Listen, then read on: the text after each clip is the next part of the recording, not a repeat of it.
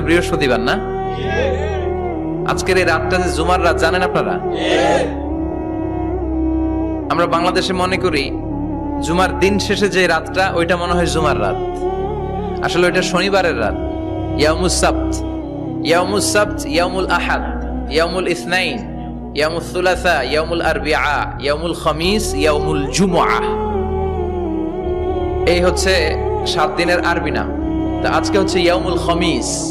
এদিনে বিশ্বনবী রোজা রাখতেন। সোমবার, বৃহস্পতিবার সুযোগ হলে রোজা রাখবেন।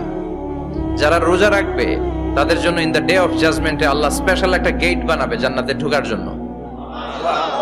ওইটার নাম হচ্ছে রাইয়ান।